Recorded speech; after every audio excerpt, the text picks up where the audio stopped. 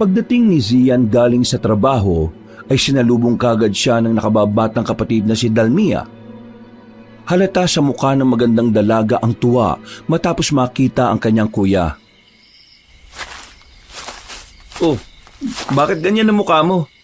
Para kang aso na naghihintay ng pagkain ah. Kulang na lang dumila-dila ka rin sa akin eh. Padira ka ng moment, kuya. Totoo naman kasi yung sinasabi ko. Tingnan mo kaya yung mukha mo sa salamin, oh. Ewan, ayaw ko na nga sabihin yung good news. Oh, sige na, sabihin mo na. Eto, may dala akong paborito mong empanada. Mainit-init pa to. Wow, ang bilis mong bumawi, kuya. Thank you, ah. And wait, upo muna tayo syempre. Tara, doon tayo sa sala.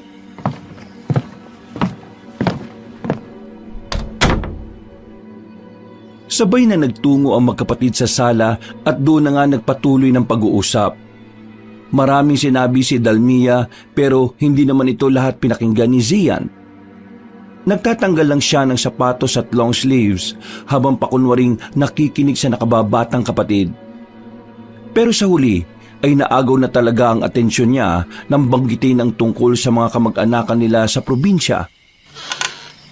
Talaga? Tumawag sa'yo si Chang Ami? Oo, nagulat ka, no? Hindi lang nagulat, gulat na gulat pa. Himala ba to o multo ba siya at nagparamdam bigla? Ano raw sabi? Uutang ba? Hindi, kuya. Nag-iimbita nga sa akin eh. Kasal daw ni Kuya Juan, saka yung asawa niya. Sino ba napangasawa niya? Sino pa ba? Si Ate Mildred. Yung patay na patay sa'yo noon. Oh, sila pala nagkatuluyan? Sigurado ba silang okay lang na nandun ako? Parang nag-aalangan tuloy ako magpunta eh. Oo naman. Pumunta tayo, kuya. Namimiss ko na rin magpunta uli ron eh. Makalangap lang ulit ng probinsya vibes. Kaso limot na rin kasi yung daan eh. Tagal na nating hindi nakakapunta ron. Simula nung elementary days pa tapos bakasyon lang tayo ron, di ba? Susunduin naman tayo ni Andred. Andred? Sino yun? Yung kamag-anak ni Chang Ami sa side nila. Ano? Basta punta tayo ron ha. Nagbigay na rin sila ng motif eh. Mag-order na ako bukas. Makakapaganda pa naman tayo kasi 2 weeks pa bago yung kasal. Sige. Ikaw ang bahala. Ikaw na lang din mag-asikaso ng mga regalo ha. Huwag na yung mga tipikal. Alam mo naman yung si Chang, baka kung ano na naman ang masabi. Ay nako, ipaubaya mo na sa akin to, kuya. Trust me on this. Okay. Pagkatapos ng pag-uusap na yon, ay sabay na silang nagpunta sa kusina para magapunan. Nag-usap pa sila patungkol sa kung ano-ano at saka nagkanya-kanya na ng mga gawain. Simula nang sinabi ni Dalmia ang tungkol sa kasal, ay madalas nang dinadalaw ng kakatuwang panaginip si Zian. Nakikita niya ang sarili na nagmamaneho sa isang masukal na kalsada at sa tuwing humihinto siya, ay biglang nagbabago ang senaryo. Nagugulat siya dahil may mga nakikita siyang mga kabahayan at sa bawat bintana ng mga ito ay may naaaninag siyang imahe. Tanging namumulang mga mata lang ang naaaninag niya sa mga to at pagkatapos ay mayroong bumubulong sa hangin. Zian! Ha? Sino ka? Mag-iingat ka. May masamang mangyayari kapag hindi ka naging mapagmatsyag. Sino ka ba kasi? Kahit anong mangyari, umiwas kayo sa baryong yon. Pagkatapos itong ibulong ng mahiwagang babae, ay biglang mas dumilim ang kapaligiran. At walang ano-ano mula sa likuran ni Zian ay sumulpot ang malalaking imahe ng katatakutan. Hindi niya makita ang pinakakabuuan ng itsura, pero tanging ang mabagsik at namumulang mga mata ang nangingibabaw sa mga yon. Sabay-sabay na lumapit ang mga nakakatakot na imahe at pagkatapos ay sinunggaban siya. Napabalikwas siya ng bangon at napasigaw. Pagkalaon ay saka siya naglibot ng paningin. Nakahinga ng maluwag si Zian nang maintindihan na isang masamang panaginip lamang pala ito. Bakit ba madalas akong binabangungot ngayon? At sino kaya yung bumubulong ngayon? Hindi ko maintindihan pero parang pamilyar siya sa akin. Pagkatapos uminom ng tubig, ay bumalik siya sa silid at pinagmuni-munihan ng tungkol sa mahiwagang boses. Nakatulugan na lang niya ito ulit hanggang sa mag-umaga na. Lumipas ang araw, gabi at linggo. Mula sa Maynila ay lumipad ang magkapatid papunta sa probinsya kung saan nga ikakasal ang pinsan nilang si Juan sa mapapangasawa nitong si Mildred. Isang linggo ang hininging bakasyon ni Zian sa kanyang pinagtatrabahuan na naaprubahan naman kaagad. Samantalang si Dalmia ay ipinaubaya na lang muna sa tauhan niya ang maliit niyang coffee shop. At katulad ng napag-usapan, mula sa airport ay sinundo silang magkapatid ng kotse. Ang driver nga ay si Andred, na isa sa mga kamag-anakan ng tiyang amin nila dun sa probinsyang yon. Matagal na panahon na ring hindi nakikita ang magpipinsan, kaya aminin man ni Zian o hindi, ay talagang excited siya na makita ang mga kamag-anakan nila rito. Kahit pa nagkaroon sila noon ng hindi pagkakaunawaan dahil meron kasing attitude ang tiyahin nila. Si Tiang Ami ay asawa ng kapatid ng tatay nina Dalmia at Zian.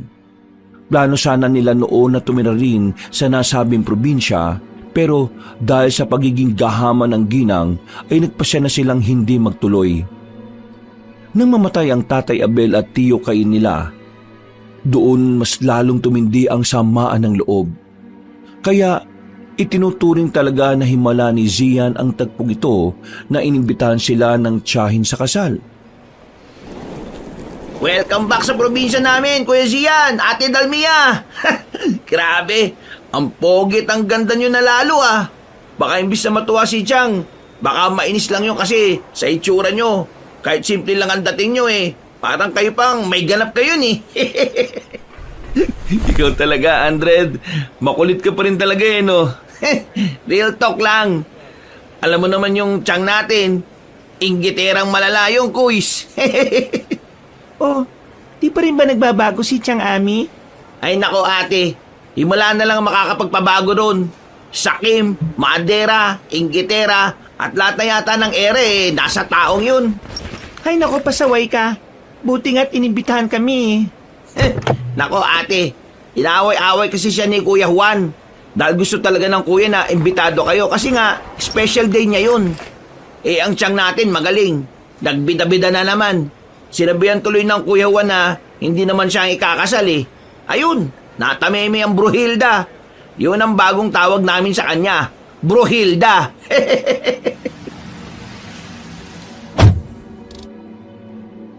Sabay-sabay silang nagtawanan habang sinasalansa ng mga maleta sa likod ng sasakyan.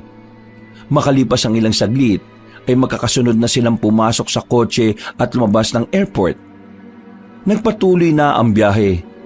Nagpatuloy sila sa pagkukwentuhan hanggang sa biglang nanahimik si Zian, habang sina Dalmia at Andred ay patuloy na nag-uusap. Uys, parang lalim ng iniisip mo ah. Sino ba yan? Dapat sinama mo na yung girlfriend o asawa mo. Sorry Andred, still single niyang si Kuya eh. Ha? Talaga? Sa gwapo mong yan, Kuys. Sayang naman ang lahi natin yan. Huwag ka maniwala dyan sa ate Dalmia mo. Nasa ibang bansa yung fiancé ko. Muntik na ako maniwala kay ate Dalmia. Pero, bakit nga kasi ang lalim ng iniisip mo dyan kanina? Ha? Oh, wala naman. Na-excite lang ako na makita ulit ng personal si Juan. Ano kayang itsura niya ngayon? Nako, nitong taon eh, nagsimula siya mag-gym, Kuys. Kasi sabi, nakita ko na sa Peslak ba yun? Yung sa computer, nakita ka niya nag-gym, kaya yun, nainggit. Nagpalaki rin ang katawan. Maskulado na pero hindi pa rin kagwapuan katulad mo eh. Pasaway ka talaga, Andred. Facebook yun, hindi Peslak. Ay, nako. Ano, nag-gym na rin pala siya? Oo, Kuys. Pero matakaw pa rin naman siya eh. Ganun? Matakaw pa rin pala talaga? Mas tumakaw, Kuys. Nako, masyado yatang sinasarapan ni Mildred ang luto niya eh. masarap talaga magluto yung si Ate Mildred eh. Hindi mo ba alam, Kuis, na chef siya? Hindi eh. Di naman kami friends sa social media nun eh. Pero nakafollow siya sa'yo. Uy, issue ka ah. Anong issue nun, kuya? I'm just saying lang. Masyado ka namang defensive. Ay nako, shut up ka na lang sis. Teka, wala akong maintindihan sa usapan nyo eh. Sali naman ako dyan, Kuis, ate. Nagtawanan na lang sila at nang tumahimik na ay muling bumaling si Zian sa magandang tanawin sa labas. Si Dalmia naman ay nagkutkot lang sa cellphone niya habang si Andred ay nakafocus na rin sa dinaraanan nilang kalsada. Maya-maya pa ay napaismid na ang dalaga dahil nawalan na ng signal. Sinabi nga ni Andred na may malawak nga na area ron na hanggang ngayon ay hindi raw tinatayuan ng telecommunication tower. Ang dahilan ay dahil sa madalas na sinasalakay ng mga rebelde sa bundok ang mga manggagawa. Ang sabi naman ng ilan ay tila may kung anong hiwaga raw na pumipigil sa mga manggagawa na ituloy ang proyekto. At dahil naboboring na si Dalmia, kaya nakipag-usap na lang siya nang nakipag-usap sa nagmamaneho ng sasakyan. May girlfriend ka na ba o asawa, Andred? Naku, wala pa ate. Meron akong nililigawan pero di ko alam kung sasagutin ba ako o pinapaasa lang eh. Ang pangalan niya Miliana. Kinausap ko na nga siya at prinangka. Pero ang sabi niya lang kaunting paghihintay pa daw. Tama naman yung ginawa mo. Pero maganda rin naman yung sagot niya. Ibig sabihin, gusto ko pa niyang makilala ng lubos. Maniwala ka sa akin, dahil babae rin ako. Gusto ka ng taong yon, kaya magtiyaga ka lang at huwag magbabago. Ay, ganun ba? Thank you ate ha. Tama nga talaga si Kuya Juan na sobrang babait yung magkapatid. Ngayon ko lang din na-appreciate kasi hindi naman tayo madalas magkasama noon eh. Talaga? Sinabi yun ni Kuya Juan? Oo ate, madalas kayo nung ikwento kapag nagiinuman kami. Lagi niya kayong pinagmamalaki sa mga kainuman namin. Kaya sigurado kong matutuwa yun kapag nakita kayo sa kasal. Mukhang miss na rin talaga kami ng pinsan namin ah. Actually, siya rin miss ko na. Napag-uusapan na rin talaga namin na magbakasyon ulit sana rito eh. Kaso nga, naiisip namin ni Dalmia na baka kapag nakita kami ni Chang Ami, alam mo na. Nako, wag nyo nang intindihin yung si Chang. Hindi naman na kayo mga bata para pakialaman niya sa buhay. Sa bagay, sana kapag nakita niya kami mamaya huwag siyang gumawa ng eksena na makakasira ng kasal ng pinsan ko. Magbe-behave yun. Malamang nasabihan na yun ni Kuya Juan. Ay, siya nga pala. Medyo matagal yung biyahe natin ngayon kasi yung dating daan inaayos. Kaya doon ang daan natin sa kabilang bundok. Ganun ba? Hindi nasabi sa akin yun ni Chang nung tumawag siya. Ay nako, wala pa rin palang signal dito. Ay, hindi ba nila nasabi na bukas pa naman talaga ang kasal? Pero nandun na sila sa venue kanina pang umaga. Ang bili ni Kuya Juan sa akin wag daw tayong dumiretso sa kanila kasi wala namang tao rin ngayon. Bali, saan tayo pupunta? Diretso na rin tayo sa venue kaya mas mahaba-haba ang biyahe. Bali, madadagdagan ng 3 oras. Ah, ganun ba? Loko talaga tong si Chang Hindi mo lang ako in-inform. Buti na lang nagpaabiso pala sa'yo si Kuya Juan. Mabuti nga po. Alam na rin kasi yata ni Kuya Juan na kulang-kulang magsabi ang si Chang Basta po akong bahala sa inyo. Pero kung ayaw nyo magbiyahe na mahaba, pwede naman tayong sa bahay na lang muna magstay. Tapos, bukas ng umaga tayo magbiyahe papunta nun sa venue. Nako, hindi ba nakakaya? Oo nga, baka nakakaya sa inyo. Nako kuya, ate, ayos lang yun. Ayos lang kami doon sa bahay. Actually, pinalinis ko na nga kay ina yung tutulugan nyo ngayong gabi kung sakasakali. Naisip ko kasi na baka mapagod kayo ng gusto sa biyahe. Basta, feel at home lang kayo doon. Uy, salamat in advance ha. Nakakaya naman sa inailoming mo. Ayos lang yan, kuys. Promise. Basta, relax lang kayo dyan at ako nang bahala sa inyo ni Ate Dalmia. Sa akin kayo pinagkatiwala ni Kuya Juan kaya hindi ko kayo pwedeng pabayaan. Dax, sweet ko eh, no? Napangiti na lamang din si Zian kasunod ng pagtanaw sa magandang kapaligiran sa labas ng sasakyan. Si Dalmia naman ay naglaro-laro na lang muna sa cellphone niya dahil walang signal. Pagkalaon ay umidlip na lang din muna ang dalaga. Habang tinatanaw ni Zian ang naggagandahang burol at kabundukan, ay hindi naiwasan na mamangha siya sa mga ito. Napaisip tuloy siya at tila kinausap ang sarili habang nag-i-enjoy sa tanawin. Maganda naman sana talaga sa lugar na to eh. Kundi lang toxic si Chang Ami. Siguro, kung buhay pa si Papa, dito na rin talaga kami nanirahan eh. Ang ganda pa naman ng tanawin sa probinsyang to. Dahil sa sinabing yun ng kanyang isip ay muling nanumbalik kay Zian ang ilang alaala nilang magpipinsan sa lugar na yon. Pati na rin si Mildred na patay sa kanya noon. Napangiti na lang siya matapos maalala ang mga tagpong yon. Pagkuwan ay muli niyang inalala ang mukha ni Mildred.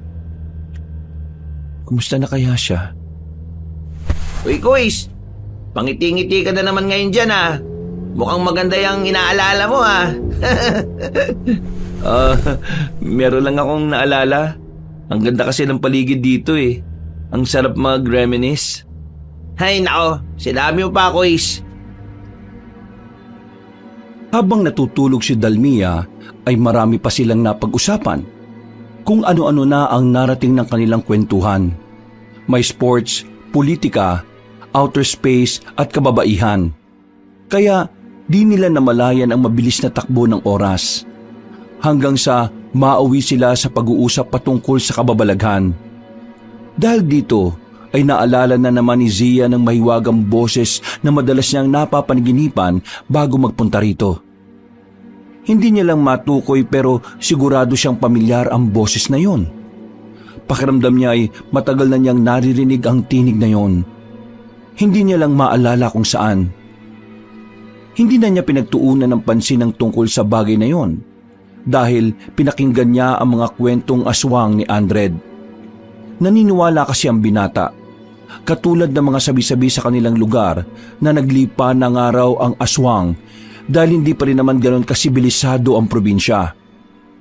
Eksakto naman 5:00 ng hapon ay nakarating na nga sila sa bahay ni na Andred na isang barangay lang ang layo sa bahay ni na Chang Ami. Pagtanaw ni Zian sa labas ng bintana ay tumambad sa kanyang paningin ang malawak na lupain. Pagbukas ng gate ay kaagad ipinasok ni Andred ang sasakyan at ipinwesto sa tamang parkingan. Ang laki na pala ng lupain nyo at ang daming bahay. Compound ito ng buong angka natin, Kuis. Gusto kasi ni Lola Basyang na magkakasama. Kaya yun. Si Chang, bakit ayaw dito? Alam mo naman yun, Kuis. Binigyan siya ng lupain dito pero nalilitan daw siya kaya umayaw. Iba talagang Chang Ami, no? Ay nako, sinabi mo pa. Nandito na ba tayo? Oo, ate. Katulad ng reaksyon ni Zian, namangha ng gusto si Dalmia habang patuloy na nakatingin sa compound na napuntahan nila. Nang patay na ni Andred ang makina ng sasakyan, ay lumabas na ito roon na sinundan na rin ng magkapatid. Sinundan lang nila ang binata hanggang sa makarating na sila sa mismong pinto ng magarang bahay. Sinalubong sila ng 2 babae at ang isa ay may edad na habang ang isa ay mas bata pa kay Andred. Nay, eto na po si Ate Dalmia at si Kuya Zian. Kuis, ate, si Inay, tapos itong pangit na batang to, bunso kong kapatid, si Moret. Magandang hapon po, Inay Loming at Moret. Magandang araw po. Natutuwa akong makita kayo ulit. Ang tagal din na panahon na nakauwi kami rito. Salamat po sa pagtanggap niyo sa amin, Matapos magkakilanlan, ay pumasok na nga silang lahat sa loob ng bahay. Paggala ng tingin ni Dalmia at Zian ay namangha sila sa ganda ng interior design ng bahay ni na Andred.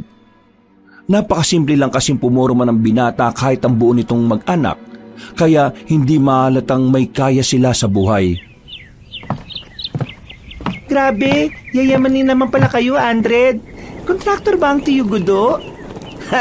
Hindi naman kami mayaman. Sinwerte lang sa palayan. Saktuhan lang. Oh, dito na ang kwarto mo, Kuis. Tapos Ate Dalmia, yung sa'yo yung katapat. Relax lang muna kayo dyan, ha? At magbibihis lang muna ako. Tatawagin ko na lang kayo kapag kakain na tayo ng hapunan. Matapos magkaintindihan, ay nagsarado kagad ng pinto ang dalaga.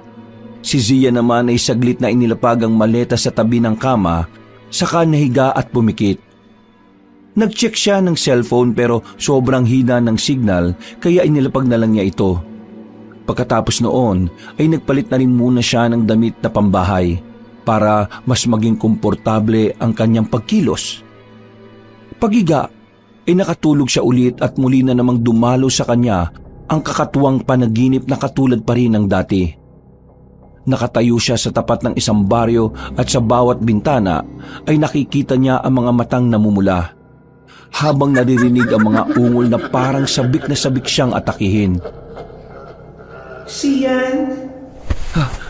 Sino ka ba? Bakit mo ko laging dinadalaw? Pinakikita ko sa iyo ang maaari mong sapitin, kaya umiwas ka sa kapahamakan. Ano bang ibig mo sabihin? Huwag na kayong tumuloy sa pupuntahan niyo dahil mapapahamak lang kayo. Pagkatapos sabihin ito ng mahiwagang tinig ng babae, ay biglang kumulog at kumidlat. Pagkatapos nang mapalingon ng binata sa mga kabahayan, ay nagulat siya dahil nasa labas na ang nilalang na kanina ay nakasilip lang sa bintana. Sa unang pagkakataon ay nakita niya ang nakakatakot na mukha ng mga yon, kaya nagimbal siya ng husto. Tumakbo siya ng tumakbo pero ang katawan niya naman ay hindi umaalis sa pwesto. Naabutan siya ng mga halimaw at sabay-sabay na hinawakan hanggang sa makorner siya. Nang dambayin siya ng mga ito, ay napabalikwas siya ng bangon matapos na maramdaman ang malamig na kamay sa kanyang muka. Kuya, binabangungot ka na naman yata. Umuungol ka eh. Mabuti na lang talaga at lumabas ako ng kwarto dahil kung hindi, baka kung ano na nangyari sa'yo. Hindi kagad nakapagsalita si Zian at doon na nga biglang nag-sink in sa kanya ang tungkol sa mahiwagang tinig. Naalala niya noon na madalas niya rin itong naririnig bago pa man masangkot sa aksidente ang mga magulang nila. Noon kasing 13 years old siya, ay pinaalbularyo siya ng ina dahil sa dalasang pagkakaroon ng hindi magandang panaginip. Nasabi nga na meron siyang isang gabay diwata na pinangalan ng Diwa. At simula nang painumin siya ng gamot para iwas bangungot, ay hindi na niya naririnig ang tinig. Ngayon na lang dahil nitong nakalipas lang ay nakaligtaan na niya ang pag-inom ng gamot. Huwag mong sabihin na hindi ka na nagtitake ng gamot mo ah. Ha? Oo eh. Mga 1 buwan na. Ano? Kuya naman, bakit mo naman ginawa yun? Nawawala sa isip ko eh. Kailangan natin bumili niyan ngayon. Baka lumala ka na naman. Naalala mo pa ba yung nangyari sa'yo noon? Namuntikan ka ng mamatay? Ayos lang naman ako. Saka na, pagkatapos ng kasal ni Juan. Huwag kang mag-alala. Dahil maghahanap din ako ng pharmacy drug na mabibilhan dito. Dala ko naman yung reseta ko eh. Napabuntong hininga na lang si Dalmia pero wala na rin naman siyang magawa. Makalipas pa ang ilang sandali ay tinawag na nga sila ni Andred para makapaghapunan. Nang nasa pagkainan na sila, ay sinabi na rin ni Inay Loming na mag-enjoy lang sila at wag nang mailang pa. Eksaktong 7:30 naman ng gabi ay natapos silang kumain. At dahil maaga-aga pa para matulog, kaya inaya muna ni Aldred ang magkapatid na tumagay kahit tig-2 bote lang ng beer. Hindi naman tumanggi ang dalawa dahil gusto rin nila ito para makatulog sila pare-pareho na mahimbing. Nag-inom silang 3 sa balkonahe sa 2 palapag ng bahay at masayang nagkwentuhan habang inuubos ang 6 na pirasong bote ng beer. Matapos ang masayang palitan ng mga kwento ay nakaramdam na rin ng antok si Dalmia kaya nauna na siyang magpaalam sa 2 lalaki. Naiwan nga sina Zian at Aldred na nagkukwentuhan kahit wala nang iniinom na alak. Siya nga pala. Ang kwento mo kanina tungkol sa aswang. Totoo ba na may baryo dito na puro aswang? Ang sabi ng mga nakakatanda, meron daw. Pero kasi kuis, sa tagal ko na rito, 25 na ako. Napuntahan ko na halos lahat ng mga baryo o sityo. Pero wala naman ako na-discovering ganyan eh. Mabuti naman pala kung ganun. Bakit mo naman pala natanong, kuis? Wala naman. Kasi ganun na madalas kong naririnig kapag napupunta ako sa mga ganitong lugar eh.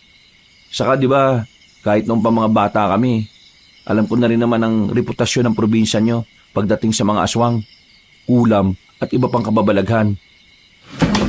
O siya, tulugan na muna tayo dahil maaga-aga pa tayo bukas, di ba? Ay, oo nga pala, kuis. Para makapag-prepare pa kayo ron. Hapon pa naman sisimulan yung kasal eh. Nagtulong na nga sila na magligpit ng mga kalat at pagkatapos ay nagkanya-kanya na sila ng tulog. Kinabukasan, pasado 6:30 ng umaga, ay maganda ang naging gising ni Dalmia at Zian dahil nakatulog din sila pareho na mahimbing. Matapos makapagilamos ng muka, ay bumaba na sila pareho at nagtungo sa kusina kung saan ay naabutan nila si Inay Lomeng at Muret. Bumati lang sila na magandang umaga at sinaluhan ng mag-ina sa pagkain. Ang sabi kasi ng ginang ay mga bandang 9:00 pa magigising si Andred. Nakipagkwentuhan pa sila hanggang muling matalakay ang tungkol sa aswang. Hindi rin alam ni Zian kung paanong napasok ito sa kwentuhan. Pero narinig na lang niya kay Inang Lomeng na nitong araw nakalipas ay madalas nilang nababalitaan ng tungkol sa pagsalakay ng aswang. Mga 3 o 4 na araw ang nababalita na nawawala mga kabataan dahil dito. Kaya sa buong bayan ay mas tumindi ang curfew na nagsimula nitong nakalipas lang. Dahil dito ay naalala ni Zia ng tungkol sa babala ng mahiwagang tinig sa kanyang panaginip. Pero si Dalmia naman ay parang wala lang. Wala kasing kamalayan ng dalaga tungkol sa bagay na ito. Sigurado ang matipunong lalaki na may katotohanan ng babalang yon. Dahil ganito rin ang nangyari bago maaksidente ang mga magulang nila at ang tiyuhin na asawa ni Chang Ami. Sana naman, walang mangyari masama sa amin. Lord, gabayan mo po sana kami. Ilang saglit pa ay nagising na nga rin si Andred. Gumayak kagad ito at nag-almusal at bago mag-10:00 ng umaga ay umalis na silang 3. Sakay ng kotse ay kaagad na nagmaneho si Andred palabas ng compound. Hanggang sa paglipas ng halos lagpas 15 minutos ay narating na nga nila ang pamilihan. Kuya, ate, baka may gusto muna kayong bilhin ha. Kasi doon tayo dadaan sa kabila eh. Di ba sabi ko kahapon, inaayos yung pinakamalapit na daan dahil may tulay na nagiba. Hindi rin ako pamilyar sa dadaanan natin ngayon pero ang sabi sa akin ng mga kakilala ko, bukod sa walang signal eh, wala raw halos kabahayan. Baka mauhaw o magutom kayo kasi mahaba ang biyahe natin eh. Mas mabuting bumili na muna tayo ng mga ngata at saka inumin. Pagtango ng magkapatid ay lumabas na nga sila ng kotse para bumili ng kung ano-ano. Nag-ikot-ikot si Zian hanggang sa makakita nga siya ng mga panghimagas. Medyo maraming tao kaya ilang minuto rin silang naghintay bago makabili. Medyo nahirapan pa siyang makipag-usap dahil ang nagbebenta ay hindi marunong sa salitang Tagalog. Mabuti na lang ay merong isang batang lalaking edad 12 anyos na bumili rin at parehong nakakaintindi ng Tagalog at salitang ginagamit sa probinsya. Dahil doon ay nabili rin ni Zia ng gusto niyang panghimagas. Nagpasalamat din siya sa batang lalaki bago umalis doon. Babalik na sana siya sa kotse pero naisip niyang libutin muna ang pamilihan. Baka sakaling may mabili ako mga souvenir. Maaga-aga pa naman eh. Pagkakita niya sa tindahan ng mga souvenir, ay nagpasya siyang bumili ng damit para merong remembrance kapag bumalik na sila ng Maynila. Namili na rin siya ng mga keychain para ipasalubong sa mga kakilala. Sinamahan na rin niya ng tsinelas para meron siyang magamit at hindi siya palaging nakasapatos. Nang mabili na ang dapat na mabili, ay nagmadali na siyang pumunta sa parking area. Nakita niyang nakasimangot na si Dalmia sa kanya, kaya nagmadali siyang pumasok sa loob ng sasakyan. Bumili pa kasi ako nitong mga to eh. T-shirt tsaka keychains. Ipapamigay ko sa mga katrabaho ko pag uwi natin ng Maynila. Kuya, isang linggo pa naman tayo rito eh. Okay na, huwag ka na magalit. 100, sige na, mag-drive ka na. Excited na tong kapatid ko eh. Kala mo eh, siya yung ikakasal. Napangiti lang si Andred at nagsimula na ngang magmaneho ng sasakyan. Paglagpas ng pamilihan ay lumiko na kagad sila sa sinasabing luma at mahabang daan. Sa bukana pa lang ay masasabing liblib na nga talaga ang lugar. Kaya tila biglang kinutuban si Zian. Subalit ipinagsawalang bahala niya lang ito dahil may tiwala naman siya kay Andred. Medyo creepy nga yung daan Kahit maliwanag, masyado kasing liblib eh. Wala bang nagtitrim ng mga puno-puno rito para naman medyo maliwanag at maaliwalas? Wala ate. Ang totoo niyan, mag-iisang buwan pa lang talagang nagagamit tong daan na to. Simula nung nasira yung sa kabila. Marami nga nagsasabi na ang creepy. Kaya hanggat maaari iwas na iwas ang marami ditong dumaan eh. Kahit sino naman siguro, iiwas sa ganitong klase ng daan. Hindi na umimik si Zian. Tumingin-tingin lang siya sa mga kapunuan habang patuloy ang pagdadrive ni Andred. At ilang saglit pa nga ay meron silang namataan na batang lalaki na may bitbit na 2 malalaking supot. Ito yung batang lalaki na tumulong kanina kay Zian habang bumibili siya ng panghimagas. Nang makita niyang tila hirap na hirap ang kawawang bata, ay pinahinto niya si Andred na nagtataka naman. Ihinto mo, sige na. Kilala ko yung batang yan. Sigurado ka, Kuis? Oo. Lumagpas lang sila na kaunti sa batang lalaki at pagkatapos ay huminto na nga ang sasakyan. Dali-daling bumaba si Zian at nilapitan ng batang lalaki na tila nagulat at natakot. Huwag ka matakot sa akin. Tandaan mo pa ba ako? Ako yung tinulungan mo kanina na bumili dun sa tindahan ng pangimagas. Opo. Namumukhaan ko po kayo. Bakit po? Ako pala si Zian. Kuya Zian. Ikaw naman? Gaza po. Ano pong kailangan nyo, kuya? Wala naman akong kailangan. Gusto mo ba na umangkas na lang sa amin? Mukhang mabigat yung dala-dala mo eh. At papunta ka rin sa dadaanan namin. Halika na, sumabay ka na muna sa amin para hindi ka na mahirapan. Ay, hindi na po, kuya. Sige na. Please, mukhang mabigat kasi yung dala mo eh. Tulong ko na rin dahil sa ginawa mo kanina. Huwag ka mag-alala dahil hindi naman kami masasamang tao eh. Yung nagmamaneho ng sasakyan, taga rito lang din yan. Kami lang ng kapatid ko yung dayo rito. Atin kasi kami ng kasal ng pinsan ko eh. Doon pa sa kabilang ibayo. Ganun po ba? Oo. O ano, tara na.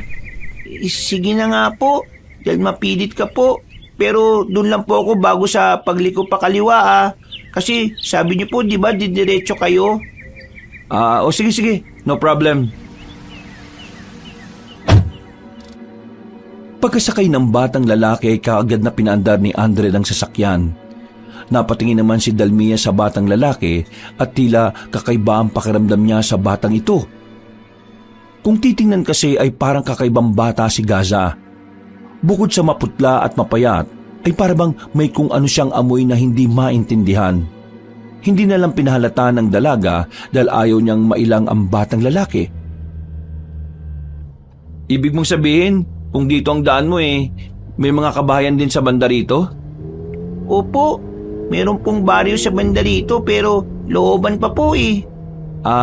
Looban pa. Kasya naman ang sasakyan. Opo, pero medyo lubak na po yung daan doon at saka pataas. Kaya okay lang po kahit sa bukana na lang po ninyo ako hihatid. Naku, hindi. Ihatid ka namin mismo doon sa baryo nyo. Di ba, Andred? Okay lang naman basta kaya ng sasakyan. O di ba? Sabi ko sa iyo Kaya huwag ka nang mahiya. Sigurado po ba kayo? Oo naman. Hindi ako sigurado, kuya. Baka mali tayo sa kasal Nakakaya naman kung aasa tayong very important person doon, kuya. Ikaw naman, hindi naman tayo abay sa kasal eh. Invited lang naman tayo. Maniwala kayo sa akin. Makita lang tayo ni Juan na mag-attend eh, masayang-masaya na yon. Ay nako, bahala ka na nga. Yan ka na naman, kuya eh. Pala desisyon ka eh. Eh mabigat nga kasi itong dala ni Gaza. Saglit lang naman yun eh. Wag na po kaya, kuya. Nakakaya naman sa kanila eh. Ay nako, huwag mong intindihin yung mga yan. Magtiwala ka sa akin, Gaza. Ihahatid ka namin hanggang sa inyo. Di ba, Andred? Siyempre, kaya relax ka lang dyan, Utoy. Nagpatuloy na nga sila sa biyahe habang nag-i-enjoy si Zian na kausap si Gaza. Natutuwa siya dahil madaldal rin ng batang lalaki na talagang sumasagot sa lahat ng mga tanong niya. Matagal ka na bang nakatira sa baryo nyo? Opo, doon na po ko lumaki. Parang liblib tong lugar nyo ah. Hindi ka ba natatakot? Sanay na po ako. Sabi nga po ng mga matatanda dito sa amin, itong lugar namin tirahan daw po ng mga kung ano-anong nilalang. Ha? Anong kung ano-anong nilalang? Basta mga hindi po normal na nilalang. Like aswang o mangkukulam, ganon? Opo. Totoo ba mga yon? Sa tagal ko nang nabubuhay sa mundo, wala naman akong napatunayan na ganyan.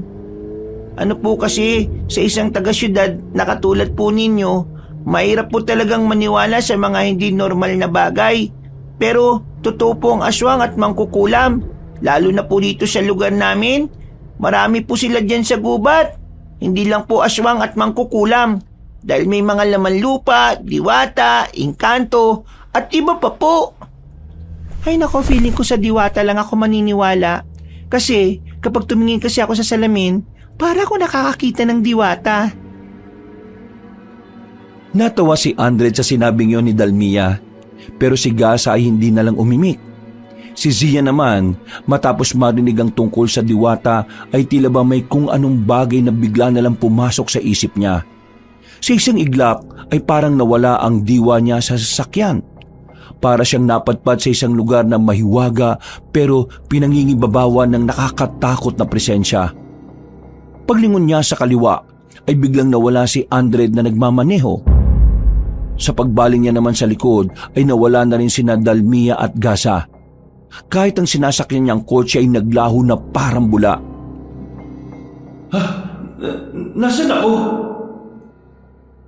Pagkasabi niyang yun ay bigla na lang nagbago ang kulay ng kapaligiran. Ang liwanag ay unti-unting nilamon ng dilim hanggang sa nagsimulang tumubo ang mga matatayog na mga puno na pinalilibutan siya. Sian, huwag na kayong tumuloy pa. Ha? Ikaw na naman? Sino ka ba? Bakit ayaw mo magpakita sa akin?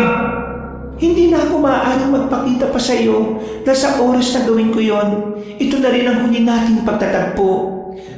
Bakit ayaw mo pakilala sa akin? Sino ka ba talaga? Ako si Diwa, ang iyong gabay. 2 beses na tayo nagtagpo. Nung una ay yung sanggol ka pa lang at ang ikalawa ay ang maganap ang hindi ka nais-nais na pangyayari. Kung mangyayari pa ang pangatlo ay tuluyan na akong maglalaho. Mawawala na ng saysay ang pagiging gabay ko. Gabay? Anong ibig mong sabihin? Ipinagkatiwala ka sa akin, kaya trabaho ko ang magbigay ng babala at sinyales sa iyo, pero matagal akong nawala. Biglang naalala ni Zia ng pangyayari nung naaksidente ang mga magulang niya. Sinubukan niyang pigilin ang mga ito pero hindi niya nagawa. Kaya sumama siya sa biyahe.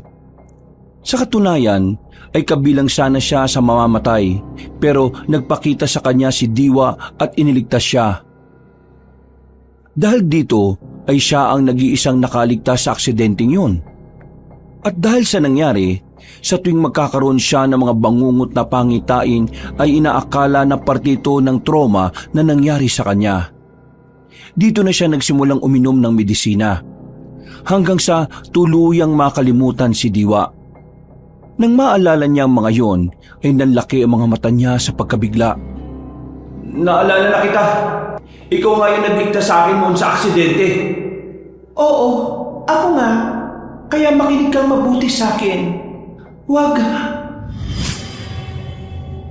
Bigla na lang dumilim ang paligid at nawala ang tinig ni Diwa. Pagkatapos ay tila ba sumulpot na lang sa harapan niya ang mga kabahayan na mayroong mga taong nakadungaw sa bintana. Tila nagising sa ulirat si Zian nang tapikin siya sa balikat ni Andred na nakangiti pa.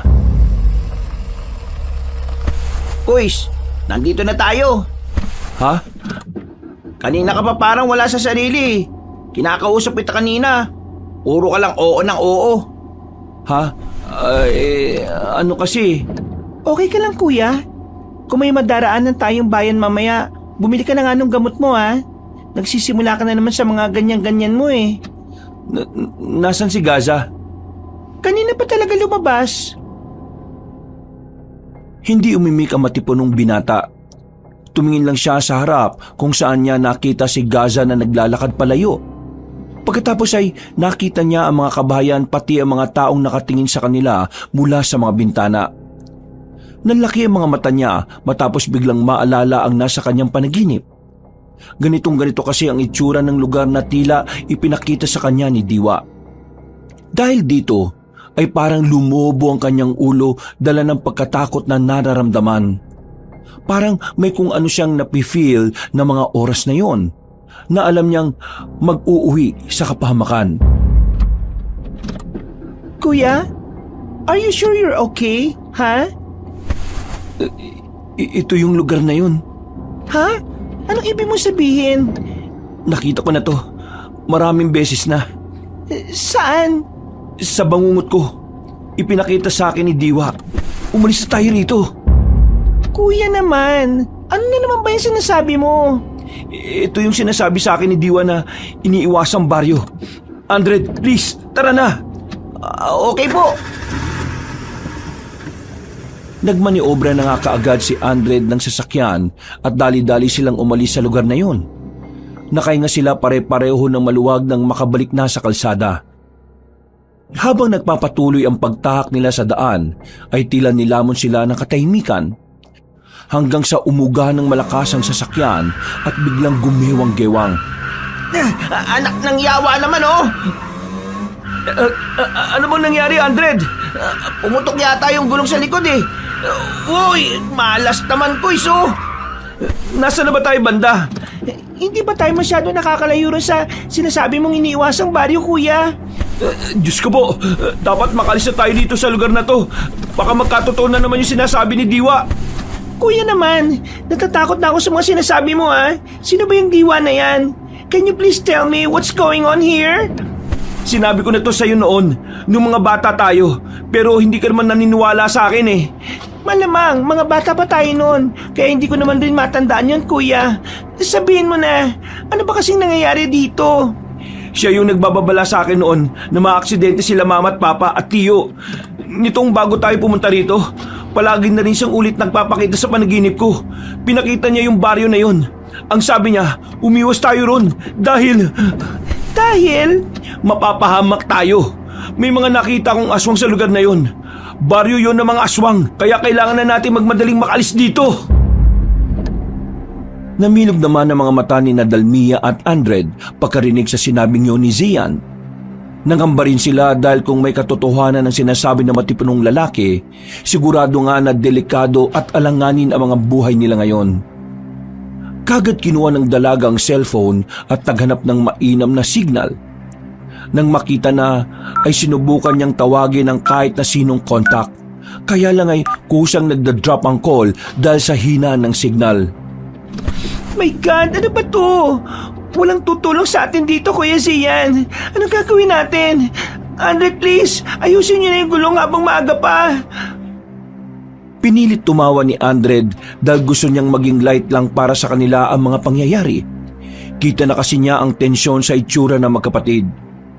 Samantalang si Dalmia ay humanap ulit ng pwesto hanggang sa magkaroon ng 2-signal bar. Dali-dali na lang siyang nag-text kay Kuya Juan para ipaalam na naflatan sila ng gulong at kailangan nila ng tulong. Bago mawala ng signal ay ipinaalam na rin niya na nasa lumang daan sila, malapit nga sa kinaroroonan ng iniiwasang baryo. Ilang minutong inangat ng dalaga ang kamay para makasagap ng mainam na signal, habang ang dalawang lalaki naman ay madalian na binaklas ang gulong na na-flat. Yes! Nasend na guys kay Kuya Juan! Siguradong may darating ng tulong sa atin! Ate, sana ma-realize mong nasa kasal ngayon si Kuya Juan. Mababasa niya pa yung text mo. Posibleng mamayang gabi o baka bukas na. Ay, shucks! Habang natataranta ang babae ay nag-focus naman na ang dalawang binata sa pag-aayos ng gulong. At sa kinamalas-malasan nga naman nila, ganun na lang ang gulat ni Andred nang makita na flat din ang ekstrang gulong. Manong, sigurado akong hindi flat to eh. Chinek ko pa to kanina bago tayo umalis eh. Baka may ginawa yung batang yun. Nak ng teting naman oh. Mukhang siya ang nagplano ng pagka-flat ng gulong natin. Kuya, kasalanan mo to eh. Kung di mo sinabay yung batang yon, hindi sana mangyayari to. Ate, kuya, wag na tayo magsisiyan. Habang naghihintay tayo ng mga sasakyan dadaan, mas mabuting itulak na muna natin tong sasakyan. Kapag pababa, sasakay tayo pare-pareho. Kapag naman pataas, magtutulak tayo na magtutulak. Makakarating din tayo sa patutunguhan natin. Kaya wag na kayo mag-away na magkapatid. Please?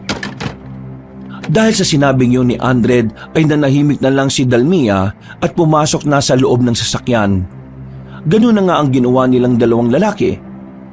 Sakay tulak sila ng maraming beses. Mabuti na lang ay medyo makulimlim ang paligid at hindi masyadong tirik ang araw.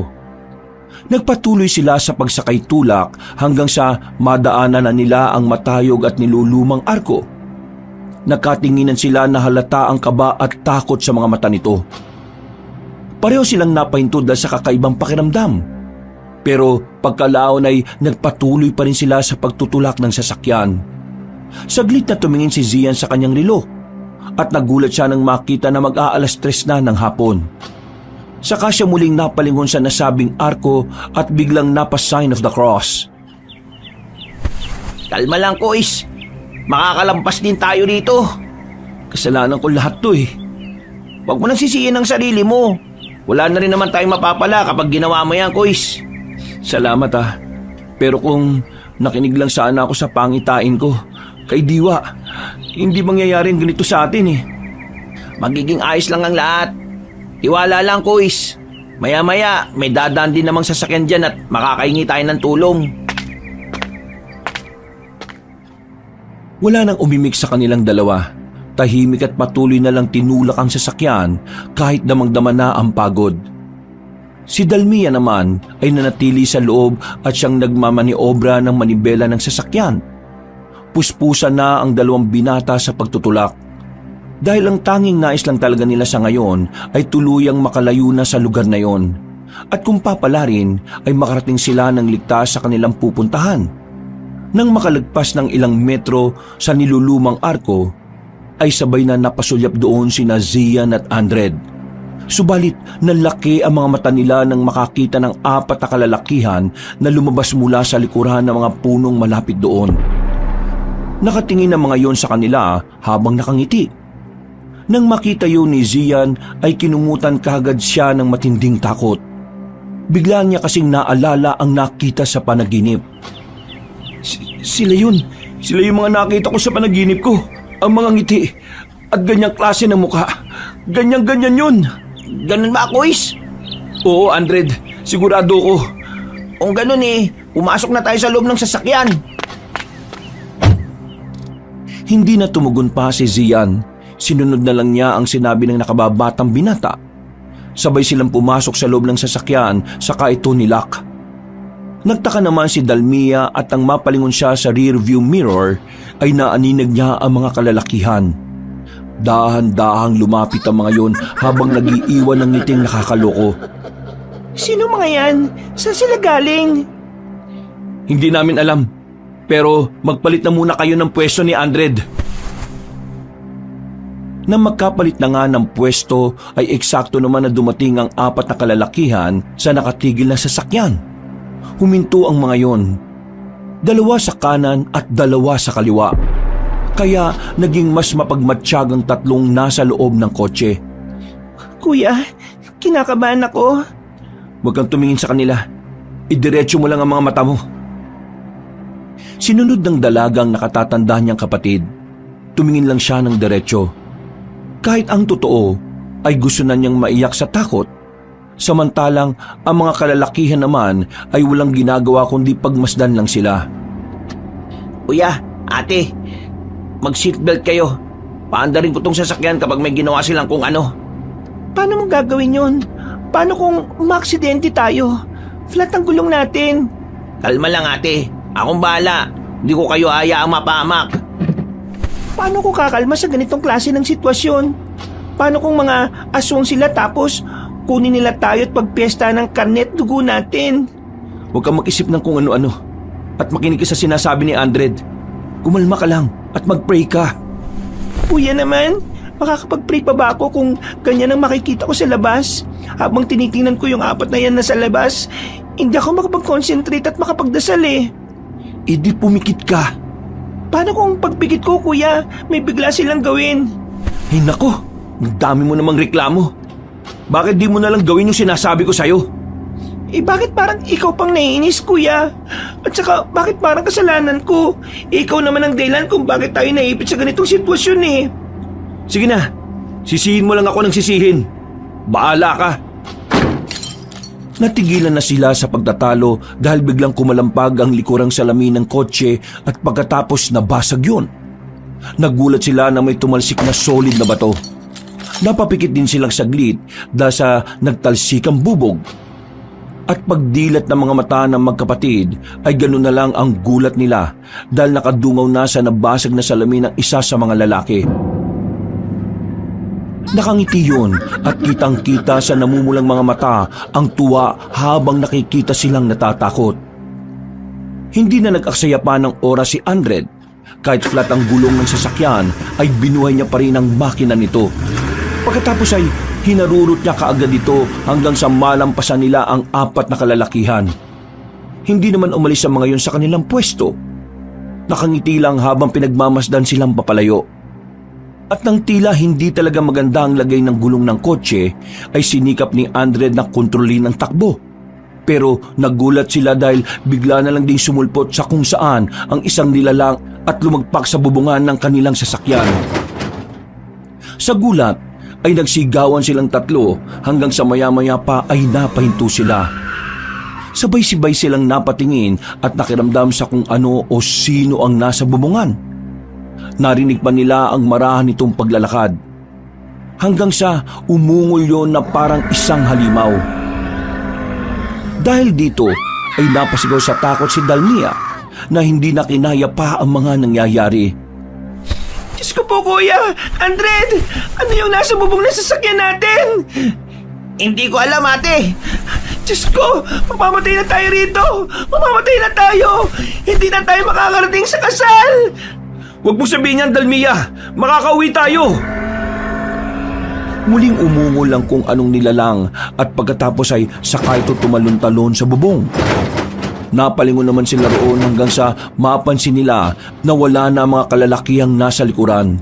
Hindi kalayuan sa kanila. Dahil dito ay hindi na rin nakapagtimpi pa si Andred. Kinuha niya ang nakatagong bat sa ilalim ng upuan at pagkatapos ay hinampas niya sa bubong. Nagulat ang magkapatid na Dalmia at Zian. Habang ang kung sino mang nilalang na nasa bubong ng kotse ay biglang tumigil. Saan galing yung bat mo? Nakatago talaga to sa ilalim ng upuan ng kotse. Para sa katulad ng mga ganitong pagkakataon, Kuis. Hindi pa man sila natatapos sa pag-uusap ay nakarinig na sila ng pagaralgal na ungol. Halata na kung sino man ang nilalang na nasa bubungan ay parabang nagalit dahil sa ginawa ni Andred. At walang ano-ano sa gitna ng makulimlim na paligid ay biglang tumalon sa unahan ng kotse ang nasabing nilalang. Nayupi ang unahang bahagi at nag-crack din ng salamin sa unahan ng sasakyan. Sabay-sabay nilang pinagmasdan ang nakatalikod na nilalang na parang kahait lang ng isang bata. Pero ang balat nito ay itim na parang uling. Ang akala nga nila ay maliit na gorilya dahil medyo mabalahibo kasi ito. Pero nang bumaba na yun at tumarang sa kanilang daraanan ay dito na sila mas lalong kinabahan. Ganun na lang din ang pagkabigla ni Zian nang humarap ang nasabing nilalang. Naalala na naman niya ang nilalang na nasa pangitaing panaginip niya. Ang namumulang mga mata, ang maitim at mabalahibong balat nito, pati ang ngiting tila naghahatid sa kamatayan. Anong klaseng nilalang yan, Andred? Hindi ko alam, Ate Dalmia. Ngayon lang ako nakakita ng ganyan eh. Diyos ko po, umalis na tayo rito, umalis na tayo rito. Yan yung nilalang na pinakikita sa akin ni Diwa. Aswang! May aswang kahit hapon pa lang? Natigilan na ang dalaga dahil narinig nila ang pagaralgal na ungol ng nasabing nilalang. Pagkatapos noon ay tumitig yon sa kanila ng tila nanlilibak. Si Andred ay pinaandar uli ang sasakyan kahit flat ang gulong. Sinubukan niyang bundulin ang halimaw na nasa harap nila at nagulat silang tatlo dahil walang kahirap-hirap nitong napigilan ng kotse. Pagkatapos ay umangil na naman ang nakakatakot na aswang. Dahilan para mas lalo silang magimbal. Hinawakan nito ang unahan ng kotse at piniga ito. Dahil doon ay lalong natakot ang tatlo. Lalo na nang makita nila ang nasabing nilalang na tuwang-tuwa at naglalaway pa. Diyos ko po, Andred! Bilisan mo na, please! Bungguin mo na yung halimaw na yan! Malakas siya, ate. Pinipigilan niya ako. Ilang saglit pa ay naramdaman na nila na tila umuuga ang sasakyan. Hanggang sa unti-unti itong umangat. Pagtingin nila ulit sa nasabing aswang ay tuwang-tuwa pa rin ito habang patuloy na naglalaway. Inaangat niya yung sasakyan! Matay na tayo rito! Buksan niyo yung pinto! Tatalon ako! Mamamatay na tayo rito, kuya! Huwag mong sabihin yan!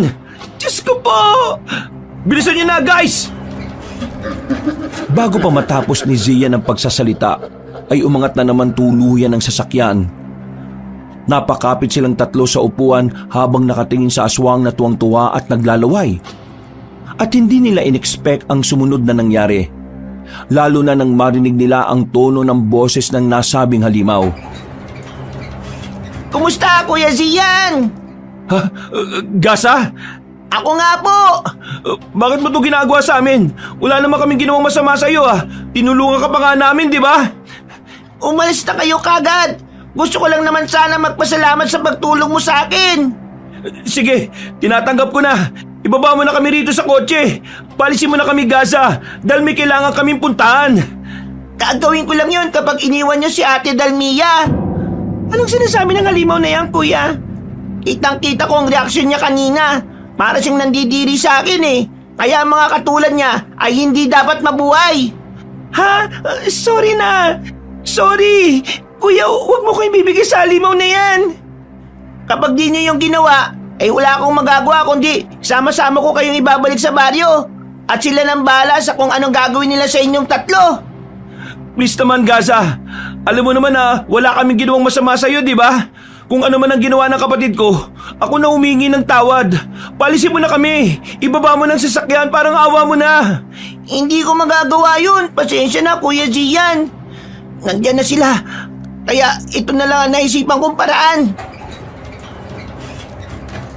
Nagulat na ang tatlong nasa loob ng sasakyan dahil malakas na inangat ng batang aswang ang kotse sa kahinagi sa gilid ng kakahuyan. Pababayo na parang maliit na bangin, kaya dumauso silang tatlo habang nagsisigawan sa takot. Subalit, napabaling pa si Zian sa kinaroroonan ni Gaza dahil nakita niya ang apat na kalalakihan na muling sumulpot. Para bang nakikipag-usap ang mga yon kay Gaza. At pilit niyang iniintindi, subalit tuluyan ang dumausos ang sasakyan nila pababa. Hanggang sa bumunggo sila sa isang puno. Dahilan para tumigil ang sasakyan. Tumama rin ang noo niya sa gilid ng kotse dahilan para magdilim ang kanyang paningin at mawalan ng malay tao. At habang walang malay tao, ay tila napunta na naman siya sa isang dimensyon kung saan nakikita niya ang malabong presensya ni Diwa. Nasaan ako? Pinalaan kita, Zian. Diwa, ikaw ba yan? Oo, hindi pa huli ang lahat. Bumangon ka na at umalis na kayo habang hindi pa lumulubog ang araw. Ano na ba nangyayari? Nasaan na ba kami? Malalaman mo yan kapag nagising ka na. At sana naman ay makinig ka na sa akin ngayon. Huwag kang magtiwala sa aswang na yon. Lumapit sa kanya ang kanyang gabay at saka siya hinawakan sa noo. Dahil doon ay napabalikwas siya ng bangon at ganoon na lang ang gulat niya matapos maabutan ng sarili na nakatago sa bukana ng isang maliit na kuweba.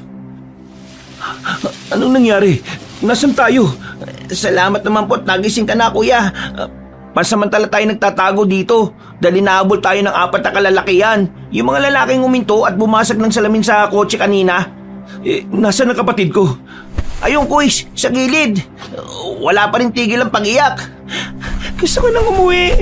Ayoko mamatay sa ganitong klase ng lugar. Kahit masakit pa ang katawan at ang ulo, ay bumangon na si Zian. Nilapitan niya ang nakababatang kapatid at umiiyak pa rin sa takot. Kitang-kita sa mukha ng dalaga ang trauma dahil sa mga nangyari sa kanila ngayon. Naaawa man ay wala na ring magawa ang matipunong binata kundi yakapin na lang ang kapatid niya. Mas lalong napahagulgol ang dalaga kaya mas sinigpitan niya ang pagyakap. Para kahit papaano ay gumaan ang pakiramdam niya. Gusto ko nang umuwi, kuya. Umuwi na tayo, please. Makakauwi tayo, Dalmia. Kailangan mo lang din natapangan. Makakalis tayo sa lugar na to. Pero inaabol tayo ng mga nilalang na yon. Nagpakita sa akin si Diwa.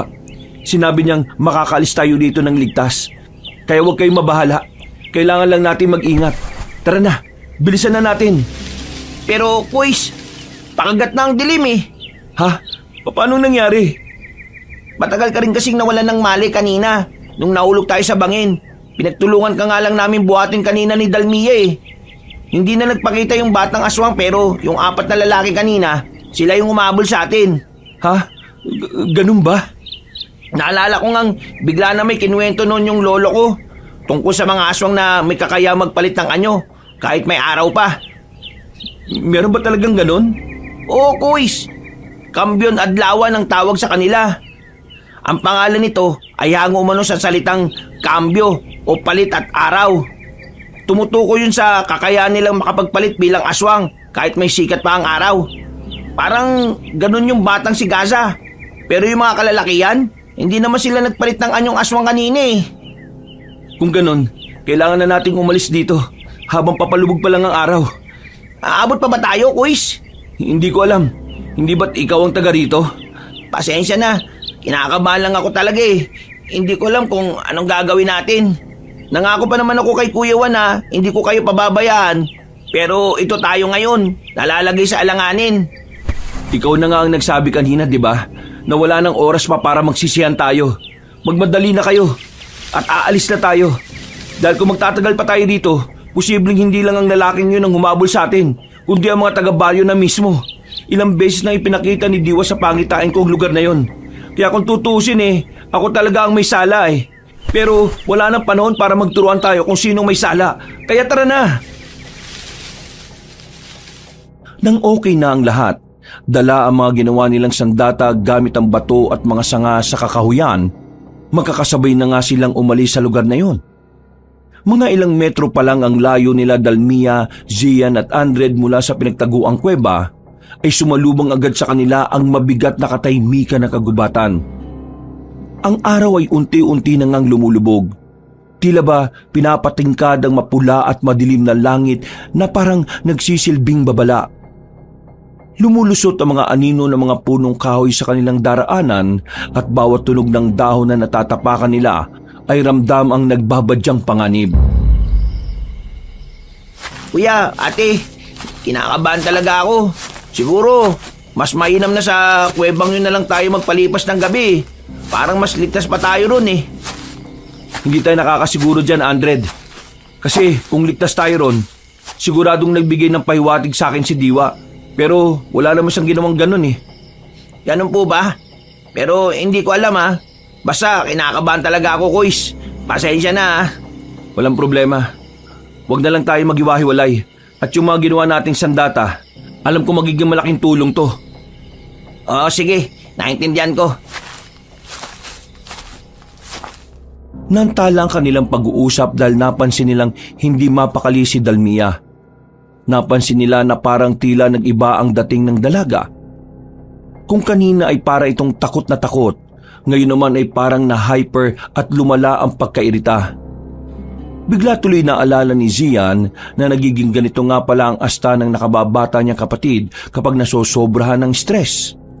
Alam niyang dahil sa nangyayari sa kanila ngayon ay tila inaatake na si Dalmia na matinding stress. Kaya lumilitaw ito sa kanyang kakaibang kilos. Hindi pa naman maipinta ang dalaga kapag ganito ang kanyang inaasal. Walang ano-ano ay huminto siya at inayos ang damit saka paulit-ulit niyang hinila saka nagkiskis na mga palad. Kuys, anong nangyayari kay Ate Dalmia? Bakit parang kakaibang kinikilos niya? Naloko na. Sa palagay ko inaatake na siya ng matinding stress. Matinding stress? Anong ibig sabihin nun? Ang lakit ng katawan ko! Nakakairita! Paano naman ako makakalakad ng maayos kung puro putik ang daraanan natin? Bakit pa kayo nakatingin sa akin ng ganyan? Kuya, Andred, napuputikan na ako rito, oh! Minsan, ganyan ang epekto sa kanya ng matinding stress, Andred. Tumingin-tingin ka lang sa paligid at pakakalmin ko lang siya saglit. Sige, Kuys. Habang nakatigil ay nilapitan nga muna ni Zian ang nakababatang kapatid na tila iritable pa rin. Alam na rin kasi niya ang gagawin kapag nakakaganito na ang dalaga.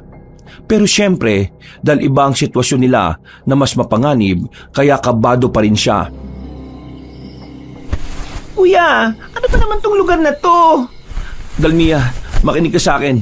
Inaatake ka lang ngayon ng matindi mong stress. Kaya huminga ka lang na malalim. Pakiusap. Huwag ka masyadong mag-iingay dahil baka marinig tayo ng mga humahabol sa atin. Ang putik! Putik kasi! Walang gagawin sa yung putik na yan. Paano kung madulas ako, kuya? Paano kung may ahas o kung anong nakamamatay na insekto o hayop? Shh! Kuys, may naririnig ako. Umupo tayo at yumukot. Tumigil ang tatlo. At mula sa hindi kalayuan ay unti-unti nga nilang naririnig ang tunog ng mabibigat na yabag. Dahil dito ay kaagad tinabihan ni Zia ng nakababatang kapatid at saka yun niyakap habang patuloy ang pagmamasid sa kadiliman. Tila bumalik na sa normal na pagkatakot ng dalaga matapos marinig ang mabibigat na dagungdong ng paa. Kaya mas lalong hinigpitan ni Zia ng pag-alo. Si Andred naman ay maingat na lumapit sa kanila habang nakahanda na rin ang sandata. Walang ano-ano ay umalingaw-ngaw ang nakakakilabot na alulong ng kung anong nilalang. Malayo yun at apat na magkakasunod kaya napatingin sa magkapatid si Andred. Alulong na mga aswang yun. Baka yun na yung apat na lalaking humahabol sa atin, Kuys. At bago ko pala makalimutan, kapag dapat malapit ang alulong, ibig sabihin malayo pa sila. Pero kapag malayo ang tunog, ibig sabihin naman nasa malapit na lang sila. Hindi nga nagkamali si Andred dahil walang ano-ano ay sumulpot sa bandang kanan nila ang isa sa apat na kalalakihan na nasa anyo na ng pagiging aswang. Ilang metro lang ang layo nito. Kaya kitang-kita nila ang mga mata nitong kumikislap na tila naglalagablab na apoy.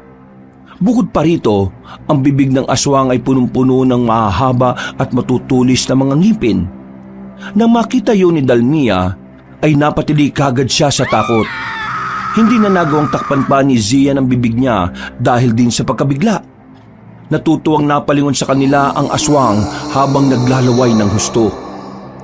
Halata sa mukha nito ang matinding pananabik na makatikim ng sariwang dugo at karni ng tao. Wala nang inaksayang oras sina Zian at Andred. Tumakbo sila habang akay-akay si Dalmia na tili ng tili dahil sa takot. Kuys, patigilin mo si ate sa pagsigaw. Kahit anong pagtagong gawin natin, kung tili lang siya ng tili, mawawalan din ng saysay Dalmia, please naman, tumigil ka na. Tumakbo na lang tayo, pakiusap. Hindi nakinig si Dalmia. Dahil habang hatak-hatak siya ng kanyang kuya, ay sigaw pa rin siya ng sigaw na parang walang pakialam. Tila naghalo na rin kasi ang epekto ng takot at stress sa sistema ng dalaga. Kaya naman ganun na lang ang kanyang reaksyon. Dahil dito ay hindi na rin talaga nakatiis si Andred. Tumigil siya na ikinagulat naman ni Zian habang ang dalaga ay patuloy sa pagsigaw. Ang aswang naman na humahabol sa likuran nila ay papalapit na ng papalapit. Uys, pasensya na itong gagawin ko. Ate Dalmia, ito lang naisip kong paraan para magising ka sa katotohanan. Sinampal niya ang dalaga na ikinagulat ni Zian, pero tila naging epektibo dahil tumigil sa pagtili ang babae. Yun nga lang ay umatake na ang naunang aswang sa bandang likuran nila. Mabilis itong tumalon at sumunggab kay Andred. Sa taranta ng morenong binata ay nabitiwan niya ang hawak na ginawang sandata. Dahil naman sa pagkagulat ay natulala muna ang magkapatid. Habang pinagmamasdan lang ang kanilang kasama na pilit na nakikipagpambuno sa aswang. Nagising lang sa ulirat si Zian nang marinig ang malakas na pagsigaw ng tulong ni Andred. Dahil doon ay hinigpitan niya ang paghawak sa sandatang ginawa nila at saka inundayan ng wala sa oras ang aswang na umatake sa morenong binata. Tumama ito sa malambot na ulo ng aswang. Isang malakas na sigawang umalingaw-ngaw at bumagsak ito kay Andred. Dali-dali namang inalis ng nasabing binata ang nakapatong na aswang at saka siya umatras. Habang pinapahid ang itim na dugo na kumalat sa kanyang katawan. Patay na ba siya? Hindi ko alam, Kuys. I-check mo. Bago pa matapos ni Zia ng pagsasalita, ay biglang bumangon ang nasabing aswang at gumapang palapit kay Andred. Pero nakuha na ng morenong lalaki ang sandata niya kanina at ito ang ginamit niya. Pinukpok niya naman ang dugo ang aswang at tinamaan ito sa kaliwang mata. Doon ay tuluyan na itong nawala ng buhay na bumagsak at hindi na talaga bumangon pa. Patay na ba talaga? Hindi ko alam, Kuys. Pero tumakbo na tayo habang wala pa yung iba. Ngunit bago pa sila makaalis, ay dumating din kagad ang ikalawang aswang. Narinig kasi nito ang pagsigaw kanina ng kasamahang napatay nila. At nang makitang ang nakahandusay na ang naunang aswang at wala ng buhay, umangil ang ikalawang aswang at saka sila sinugod. Tinangka nitong sunggaban si Dalmia dahil yun ang pinakamalapit. Subalit dahil tila wala sa sarili ang dalaga, napatingin lang siya sa aswang. Hindi na rin nagawa ni Zian at Andred na tumakbo palapit para tumulong. Alam nilang huli na. Dalmia, takbo na! Bilisan mo na! Ate, takbo na, bilis! Umalis ka na dyan! Mapapatay ka ng aswang! Diyos ko po! Napapikit na lamang si Zian at Andred dahil ayaw nilang makita na malapan ng aswang si Dalmia. Pero tila inayunan na naman sila ng swerte. Sa pag-iwas-iwas ng dalaga ay nadulas siya sa putik at aksidenteng natapakan ng isang malaking bato. Gumulong-gulong ang dalaga papunta sa kinaroroonan ng dalawang lalaki. Habang ang batong natapakan niya ay tumalsik at tumama sa mismong nakangangang aswang. Pumasok yun sa bibig ng halimaw, kaya natigilan ito dahil tila nahirinan sa nangyari. At habang pinipilit na iluwa ang bato, ay hindi na rin ito napansin ang kanyang sitwasyon. Nang mapatapak sa putikan, ay saka rin ito dumaus-us palapit kina Zian at Andred. Nang makita yun ng dalawang binata, ay wala na silang inaksayang oras. Pinaghahampas kagad nila ang nasabing aswang. Hindi na nila ito hinayaang makapalagpa. Sinunod-sunod nila hanggang sa mapatay na ito ng tuluyan. Pero ang totoong naging sanhi ng kamatayan nito ay dahil sa batong bumara sa lalamunan. Nang makita at maamoy ni Dalmi ang dugo ng aswang, ay napatras siya at nagsimula na namang mataranta. Gusto ko na umuwi, kuya. Ayaw ko na rito. Pakiusap naman. Ikalma mo ang sarili mo. Alam ko matapang ka. At alam ko rin mahirap ang sitwasyon natin ngayon, pero huwag kang magpalamon sa stress na yan. Nahihirapan ako huminga, kuya. Huminga ka lang na malalim hanggang sa bumalik sa normal ang pakiramdam mo. Paglabanan mo ang matinding takot at stress sa utak mo. Nandito lang kami ni Andred at hindi ka namin pababayaan. Boys, nandito na rin yung dalawa pang aswang. Anong gagawin natin? Tumakbo na tayo! Siguradong hindi natin sila kakayanin, lalo na sa kalagayan ni Dalmia. Pero kuis, napatay na natin yung naunang dalawa eh. Siguradong nasa panig natin ang swerte ngayon. Nakita mo naman yung nangyari kanina, di ba? Hindi swerte ang nasa panig natin. Ang Diyos mismo ang nasa panig natin. Pero wag na tayong lumaban. Tumakbo na tayo! Pag-angil ng dalawang aswang na dumating matapos makitang namatay na ang dalawa nilang kasama. Umungol ang mga yon at mabilis na tumalon patungo sa kanila. Dahil dito ay sinunod na nga ni Andred ang payo ng nakatatanda. Tumakbo na nga kaagad silang tatlo, pero hindi sila hinayaan ng dalawang halimaw na makalayo. Umatake ng sabay ang mga aswang at sa pamamagitan ng matinding determinasyon ay nakahanap sina Dalmia, Zian at Andred ng tamang tiyempo. Mula sa isang maliit na siwang sa pagitan ng dalawang puno ay mabilis silang dumaan dito. Sumunod ang dalawang halimaw pero dahil sa laki ng katawan nila kaya hindi sila umubra. Para bang natanga ang mga aswang. Pero hindi na nila ito pinansin pa. Nagtuloy-tuloy na nga ang tatlo sa pagtakas. Kuya, ate, bilisan ninyo at huwag na tayong lilingon sa likuran. Nagpatuloy nga silang tatlo hanggang sa makarating sila sa mabatong bangin. Nagpasya ang tatlo na tumalon sa mababang bahagi na puno ng mga damo at tinik. Hindi na sila nag-isip pa kung ano ang mababagsakan. Mas mahalaga sa kanila na matakasan ng mga walang awang aswang. At talagang panig sa kanila ang Diyos dahil lumagpak sila sa tubig. Meron pala kasing maliit na ilog sa banda roon. Hindi lang nila narinig ang agos dahil nakafocus silang lahat sa aswang. Kuis, nakaligtas tayo! Natakasan natin ang mga aswang! Oo nga, natakasan natin sila. Gusto ka nang umuwi. Mahabol ba nila tayo? Huwag kayong mag-alala, Kuis, ate. Dahil hindi naman na nakakatawid ang mga aswang sa kabilang parte ng tubig. Siguradong malayo pang makikita nilang lupa at sa mga oras na yon, posibleng nakalayo na tayo. Dahil sa sinabing yun ng binatang Moreno, ay tila nakahinga ng maluwag ang magkapatid. Pero hindi pa rin sila ligtas dahil nasa parte pa rin sila ng baryo ng mga aswang. Samantala, mula naman sa taas at dahil na rin sa paglitaw ng buwan, ay nakita nila ang dalawang aswang na galit na galit. Pagkalaon ay umatungal ang mga yon habang hindi makababa ng mabilis. Nakahanap na nga ng pagkakataon sina Dalmia, Zian at Andred upang magtago sa masukal na bahagi ng gubat.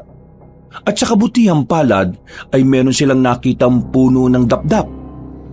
Namangha pa nga sina Zian at Andred dahil sa namumukadkadang mapupulang mga bulaklak ng nasabing puno at talaga namang napakayabong nito. Nang humangin ay nalaglag ang ibang maliliit na bulaklak, kaya humalimuyak din ang amoy nito. Subalit, nang makita ito ni Dalmia, ay nangilabot siya at nakaisip ng hindi maganda. Dala na rin kasi ito na matinding takot at stress, kaya siya tila nag-iiba-iba ng mood. Huwag tayong lumapit dyan. Baka may mga engkantong nakatira dyan.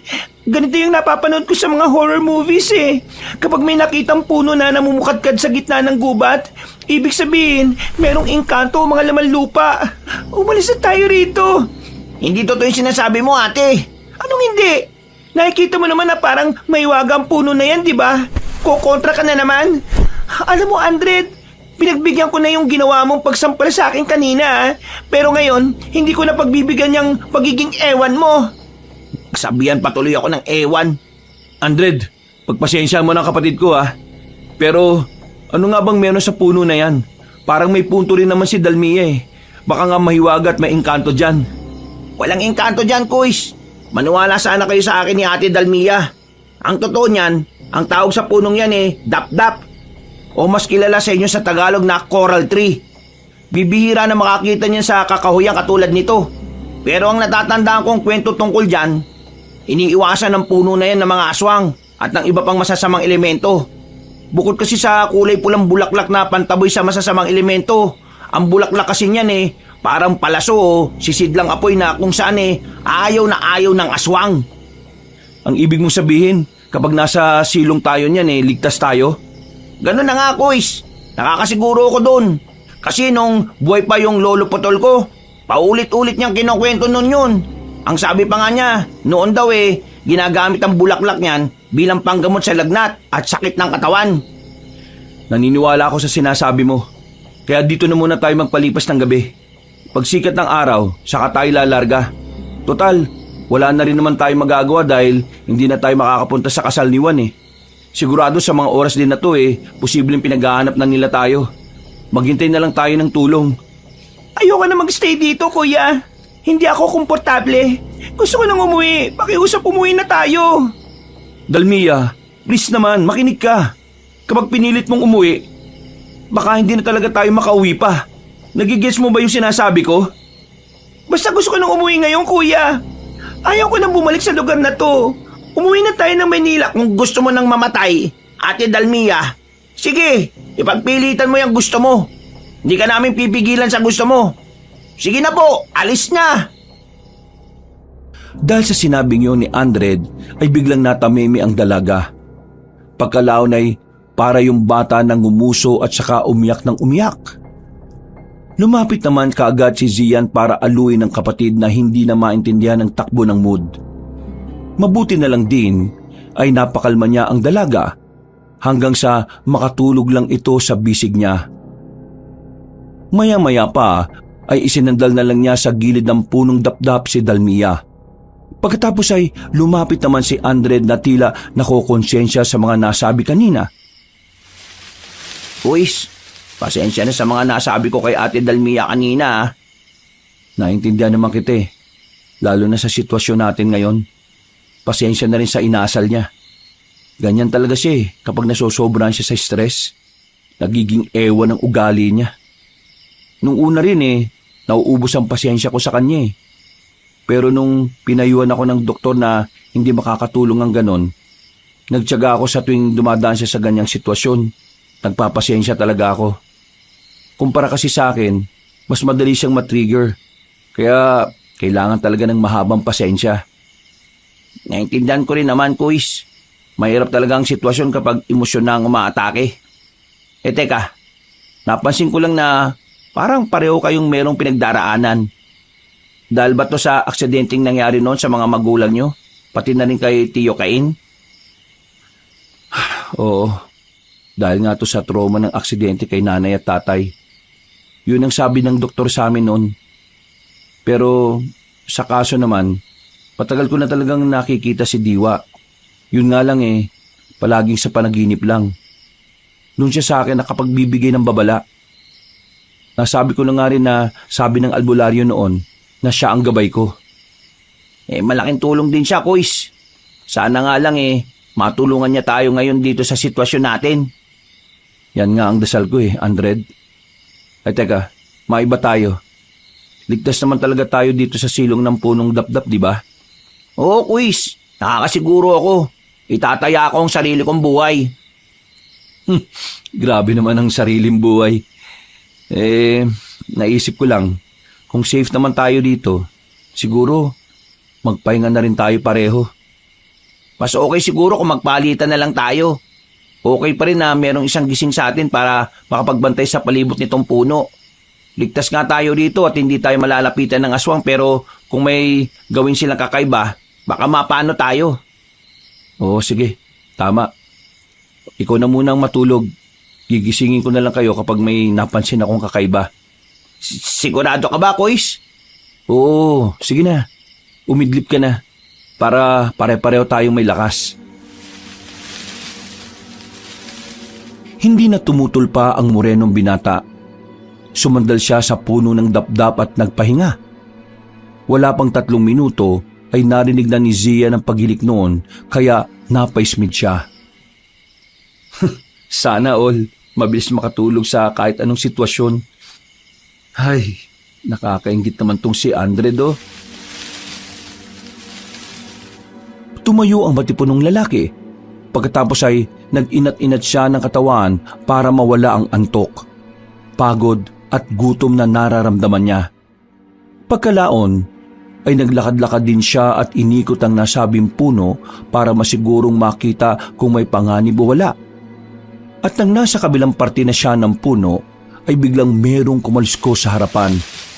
Natigilan siya at napatitig sa halamang tila umuuyog-uyog. Hanggang sa may lumitaw na nilalang doon. Ganun na lang ang pagkabigla niya nang makita si Gaza na nasa anyong kambyon adlawan. Hindi siya kaagad nakagawa ng hakbang. Natulala at nagulat kasi siya sa batang aswang. Napalunok siya habang nangingilabot ang buong katawan. Alam niya kasi kung gaano kalakas ang batang aswang. Siguradong kapag inatake sila nito ay tiyak na ang kanilang kamatayan. Kumusta, Kuya Zian? Kung kinukulit mo pa rin ako tungkol sa pagsuko ko sa kapatid ko, hindi ko gagawin yon. Patayin mo na lang ako. Patayin mo na lang kami. Pero sinisiguro ko sa'yo na hindi kami basta-basta magpapatalo. Malamang sa nabalitaan mo na nangyari dun sa 2 sa 4 mong kapwa aswang. Napatay namin sila ng walang kahirap-hirap. Anong nakakatawa, ha? Natutuwa lang ako, Kuya Zian. Nakita ko kasi yung mga nangyari na yun eh. Ha? Anong ibig mong sabihin na nakita mo kami? Nakatingin lang ako sa mga nangyayari. Ano? Ano pa pinaplano mo? Bakit hindi nyo na lang kami tigilan at hayaan na lang kami makaalis sa lugar na ito? Hindi basta-basta gagawin yun ng mga aswang sa baryo. Pero hindi ko naman talaga kayo intensyon na saktan, Kuya Zian eh. Hindi intensyon na saktan? Narinig mo ba yung sarili mo? Yung ginawa mo sa amin sa kotse namin? Muntikan na kami mamatay. Ginawa ko yun para mailigtas kayo sa mga taga-baryong aswang. Kung hindi ko ginawa yun, siguradong kanina pa kayo pinagpiestahan ng mga taga sa amin. Para mailigtas kami? Kung gusto mo kaming iligtas, dapat tinulungan mo na lang kami. Hindi ko naman pwedeng gawin yun bilang anak ng pinuno ng Kambyon Adlawan. At wag mo na rin isisi sa akin ang nangyari sa inyo. Una sa lahat, ikaw ang nagpilit na ihatid ako sa baryo. Kaya kayo nakita ng mga taga sa amin. Yung tulong na ginawa nyo, binawi ko lang at ngayon naparito ko para paalalaanan ka. Totoo nga mga aswang ay hindi lumalapit sa punong dapdap. Pero ang mga sandata nila ay madali lang makalusot. Yun ang plano ng mga aswang. Kaya huwag kayong magpakampante. Habang may oras pa, umalis na kayo. Malapit na kayong makarating sa ligtas na lugar eh. Ha? Ganun ba? Salamat ha. Hindi mo kailangan magpasalamat dahil sa susunod na makita tayo, Kuya Zian, siguradong kamatayan nyo na. Huling paalala ko lang ha, pagsapit ng kalahating oras, siguradong matutuntun na kayo ng mga aswang at hindi sila kasing tanga ng mga napatay ninyo. Pagkasabing yun ay tumalikod na ang batang aswang at naglaho na lang sa dilim ng kakahuyan na parang bula. Saglit na nilamon na matinding katahimikan ng paligid. Matagal na napatanga si Zian habang tila nakatingin sa kawalan. Naantala lang siya nang makarinig ng malakas na huni ng kwago at tiyaw ng mga paniki mula sa hindi kalayuan. Dahil dito ay parang mas nadagdagan ng takot na nararamdaman niya. Kailangan ko na silang gisingin. Kailangan na naming umalis sa lugar na ito. Dali-dali niyang nilapitan ang nahihimbing na tulog na si Andred at ang nasabing binata ang una niyang ginising. Anak ng teteng! Andred, kailangan na natin magmadali. Ha? Bakit, Kuys? May mga nagpakita na bang aswang? Mamaya ako ni papaliwanag, pero kailangan na natin makalis sa lugar na ito sa lalong madaling panahon. Pero mas ligtas tayo dito, Kuys. Di ba pinaliwanag ko na naman na kanina? Hindi ka pa rin ba naniniwala? Naniniwala ako, pero nagpakita sa akin kanina si Gaza at nasaan yung aswang siya. Mamaya ako ni papaliwanag kapag nakaalis na tayo rito. Wala nang oras dahil kalahating oras na lang. Parating na rin ng mga aswang. Dahil sa mga sinabi niyang yon, ay wala na silang inaksayang oras. Naisipan na nga rin muna ni Zia na wag nang gisingin ang nakababatang kapatid. Pinasan na lamang niya ang dalaga at saka sila nagpatuloy sa pagtahak ng masukal na daan.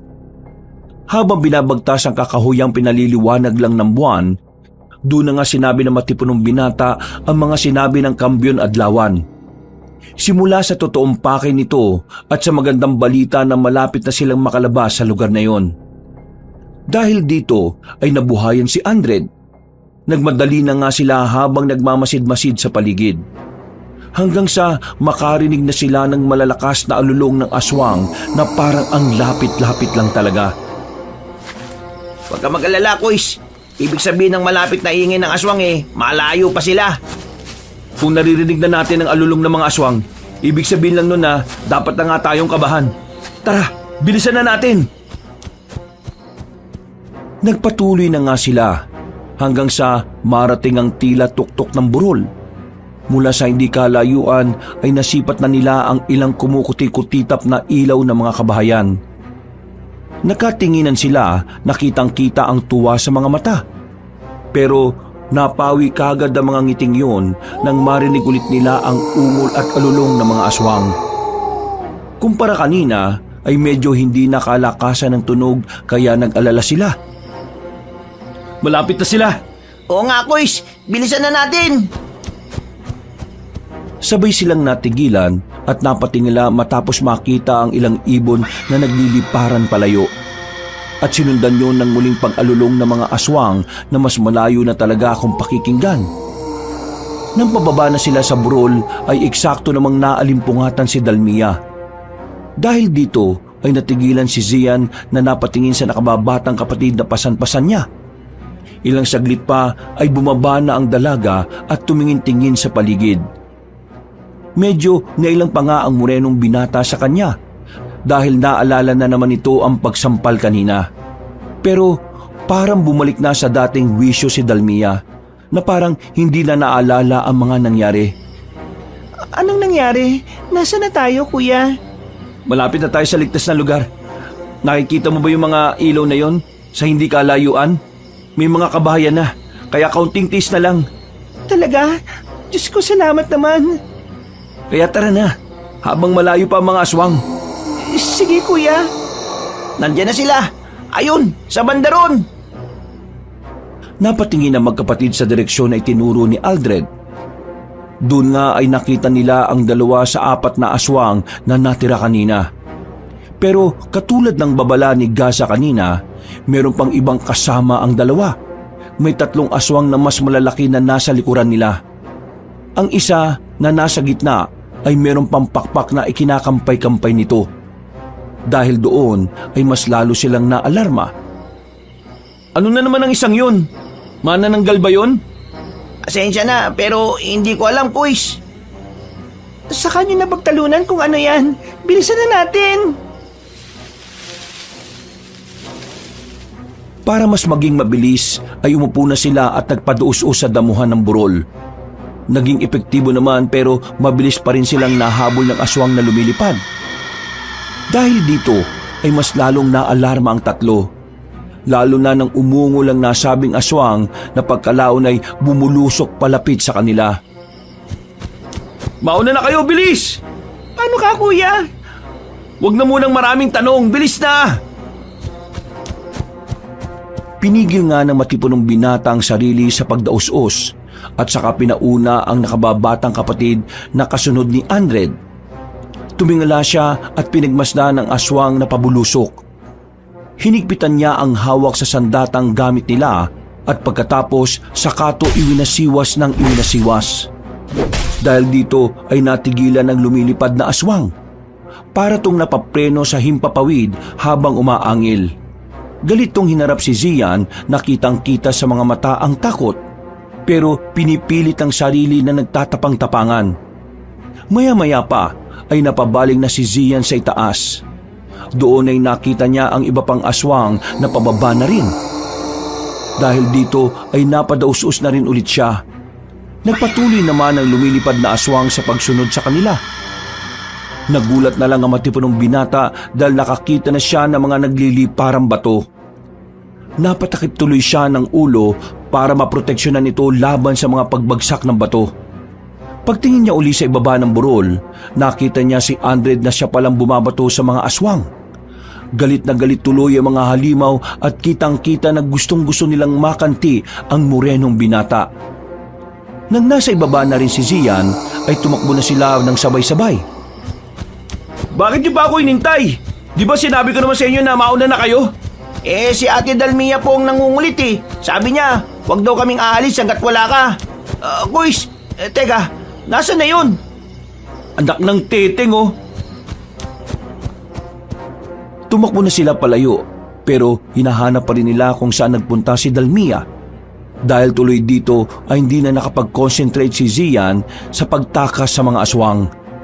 Natuon na kasing atensyon niya sa nakababatang kapatid. At ilang saglit pa nga ay narinig na nila si Dalmia na sumisigaw at humihingi ng saklolo. Dali-dali nilang tinungo ang kinaroroonan ng dalaga. Pero sa kasamaang palad ay may mga aswang nang humarang. Dahil dito ay nagkahiwalay din tuloy ng landas si Zian at si Andred. Mas marami rin ang sumunod sa morenong binata kaysa sa matipunong lalaki. Patuloy pa rin ang pagsigaw ng tulong ni Dalmia. Nang malapit na siyang matunto ng nakatatandang kapatid, ay sumunggab na nga sa binata ang isang aswang. Nagpagulong-gulong sila at nagkaroon ng pambuno. Hanggang sa makakalmot si Zian sa bandang hita at tagiliran. Dahil dito ay tumagas ang masaganang dugo. Nang maamoy ito ng halimaw ay mas lalo lang itong nasabik na mapatay siya. Hindi ininda na matipunong binata ang sakit. Gamit ang kanyang lakas, bago pa siya makagat sa leeg ay sinipa niya sa tiyan ng aswang. Pagkatapos ay saka niya ito inundaya ng sandatang hawak. Tinamaan yun sa mukha pero daplis lang. Napatras ang aswang kaya dali-daling bumangon si Zian habang iika-ika. Narinig pa rin niya ang nagmamakaawang sigaw ni Dalmia. Kaya hindi pa rin niya maiwasan ang mapasigaw. Dalmia, papunta na ako! Kaunting hintay na lang! Subalit ngumisi ang aswang habang sinasabi ng mga mata na hindi siya nito patatakasin. Nagsalubungan sila ng lakas hanggang sa muli na naman silang nagpagulong-gulong sa maputik na sahig. At sa ikatlong pagkakataon ay muling nakalmot ng aswang si Zian sa bandang mukha. Dumugo yun, pero hindi pa rin niya alintana ang sakit. Nakatuon ang atensyon niya sa pagpatay sa aswang at pagliligtas sa nakababatang kapatid. Mamamatay ka ng aswang ka! Kunyemas ka! Gamit ang buong lakas ay iwinasiwas niya ang sandata at tumama ito sa mismong mukha ng aswang. Malakas ang impact kaya dinig na dinig ang pagkadurog ng panga ng halimaw. Nagtalsika ng dugo nito at nang mapadikit sila sa malaking puno, sa kanya tinuloy-tuloy ang paghampas hanggang sa madurog ang ulo nito. Kasunod nito ay ang pagkabali rin ng sandatang gamit niya. Binitiwan na niya ito dahil hindi na talaga mapapakinabangan. Nang masigurong wala ng buhay, ay nagmadali siyang tumakbo sa kinaroroonan ni Dalmia. Subalit ganun na lang ang gulat niya dahil eksakto naman na dinagit na ang dalaga ng lumilipad na aswang. Kuya! Ayaw ko mamatay sa aswang! Bitiwan mo ako! Bitiwan mo ako! Walang yakang aswang ka! Ibalik mo ang kapatid ko! Animal ka! Papatayin kita! Papatayin kita kapag may ginawa ka masama sa kanya! Pero sa halip na gawin yon, ay mas lalo lang hinigpitan ng aswang ang pagkakakapit sa magkabilang balikat ni Dalmia. Hindi na lang siya takot, kundi dahil na rin sa sakit na nararamdaman kaya nagsisisigaw ang dalaga. Wala namang magawa si Zian kundi pagmasdan na lang ang kapatid, na tangay-tangay papalayo ng aswang.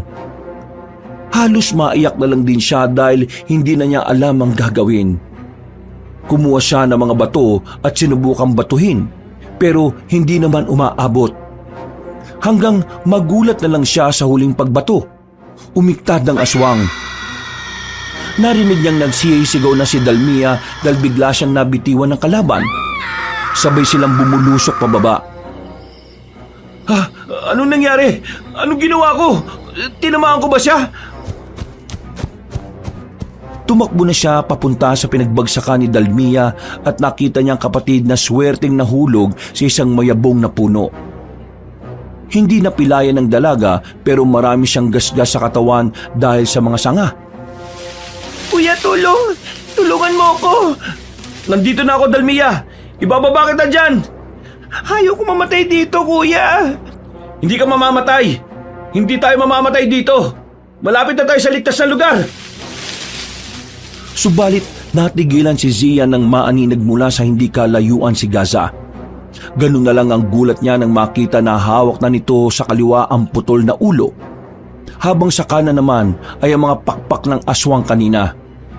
Doon niya napagtanto na hindi ang pagbato niya ang dahilan kung bakit nahulog ang aswang kanina, kundi inatake pala ito ni Gaza. Sa madaling salita ay tinulungan siya ng batang aswang.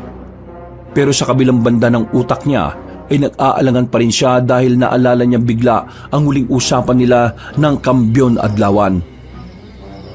Sa susunod na makita tayo, Kuya Zian, siguradong kamatayan niyo na.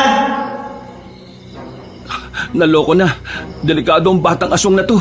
Siguradong papatay niya na kami. Ano pang tinatayo-tayo mo dyan, Kuya Zian? Tulungan mo na si Ate Dalmia bago pa kayo marinig ng iba pang aswang na papunta rito. Ha? Hindi mo kami papatayin katulad ng sinabi mo sa akin kanina? Kung gusto kong gawin yon, doon pa lang sa sasakyan nyo. Ginawa ko na dapat yon. Kaya bilisan nyo na bago pa magbago ang isip ko. Sige, salamat ah. Huwag na kayong babalik sa lugar na to. Sana hindi ko na kayo makita pa. Magmadali na kayo dahil may mga nakita na akong mga tao malapit sa dulo ng kakahuyan. Makakahingi na kayo ng tulong doon.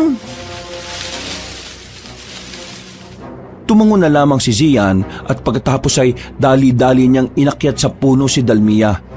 Nananahimik na at nawalan ng malay ang dalaga dahil sa takot. Magpapasalamat pa ulit ang matipunong binata pero nawala ng parang bula ang batang Kambyon Adlawan. Binuhat na niya ang nakababatang kapatid palayo sa lugar na yon. At nang malapit na sila sa dulo ng kakahuyan ay nakita niya ang dalawang aswang na nakatayo. Galit na galit ang mga yon habang nakatingin sa kanya. Huminto siya at saglit na inilapag si Dalmia para harapin ang mga yon. Pero napakunot din siya ng noo dahil napansin niyang duguan na ang mga aswang. Ilang saglit pa nga ay nakarinig na siya ng magkakasunod na putok ng baril. Kasabay nito ay ang pag-alingaw-ngaw ng nakakakilabot na tono ng boses ng mga aswang, bago dugo ang humandusay sa lupa. At pagkatapos, sunod-sunod na ilaw ng flashlight ang sumalubong kay Zian. Napatakip siya ng muka dahil sa pagkasilaw. At nang marinig niya ang mga pamilyar na boses, ay doon na siya nakahinga ng maluwag. Tama nga kasi ang sinabi ni Gaza kanina, na may mga tao nang magliligtas sa kanila. Dahil dito, ay nalapitan niya ang kapatid at niyakap ng mahigpit habang napapaiyak ng husto.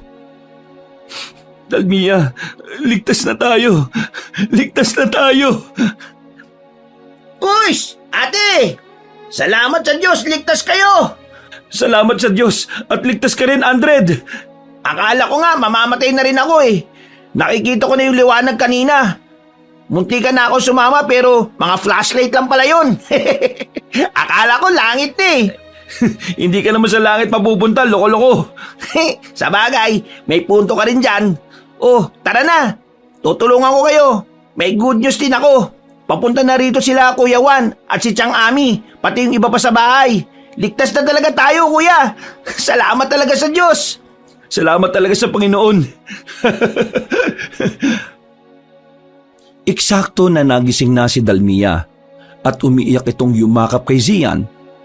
Ipinaliwanag naman kaagad na matipunong binata na ligtas na nga sila kaya mas lalong napahagulgol ng iyak ang dalaga. Nagtungo na nga sila sa mga tao at pagkatapos ay sumakay sila ng patrol na nagpunta sa police station. Sinabi nga nilang tatlo ang mga nangyari. Kaya umaksyon kaagad ang mga kinauukulan pagsikat ng araw. Marami na rin kasing nagsasabi patungkol sa iniiwasang baryo na yon. Kaya dali-daling ginalugad ang lugar. Subalit sa kasamaang palad ay wala na roon ang mga aswang. Sira-sira na rin ang mga kabahayan. Kaya sinunog na lang ang mga ito. Hindi man nakadalo ng kasal ang magkapatid, malaki pa rin ang pasasalamat nila dahil nakaligtas sila sa kamatayan. Naunawaan naman din ni Juan ang tungkol dito at nagpapasalamat siya dahil buhay ang mga pinsan niya. Nagtagal pa nga ng 1 linggo sa probinsya sina Dalmia at Zian. Nasulit din naman nila ang pag-i-stay doon kahit na puno ng trauma ang dalaga. Pag-uwi sa Maynila ay hiniling ni Zia na magpakita sa kanya si Diwa. Kapag ginawa ko ang sinabi mo, yun na ang huli nating pagkikita. Ganun nga ang gusto ko mangyari.